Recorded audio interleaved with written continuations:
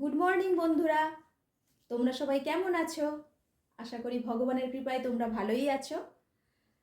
আমিও ভালো আছি তোমাদের ভালোবাসায়।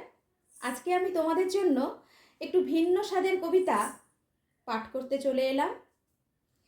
কবিতাটির নাম বাবু মশাই, কবি শঙ্খ ঘোষের লেখা। চলো তাহলে দেরি না করে কবিতাটি শুরু করা যাক। সে ছিল একদিন আমাদের যৌবনে কলকাতা, বেঁচেছিলাম বলেই সবার কিনেছিলাম মাথা। আর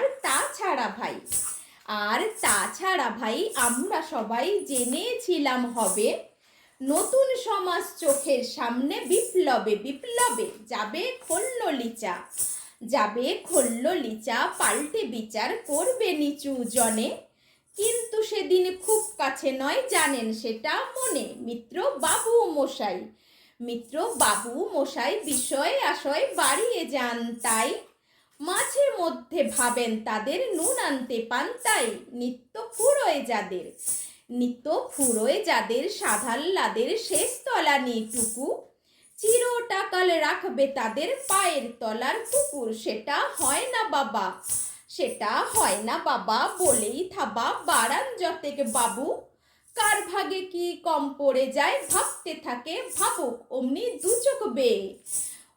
দু চোখ বেয়ে অলোক পেয়ে ঝরে জলের ধারা, বলেন বাবু বিপ্লবের সব মাটি সাহারা। কুমির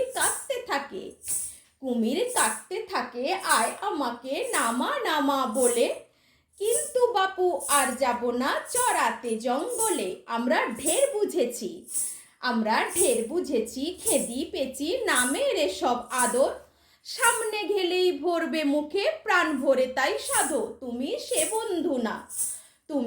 বন্ধু না যে ধূপ ধুনা জলে হাজার চোখে, দেখতে পাবে তাকে সে কি যেমন তেমন লোকে। তাই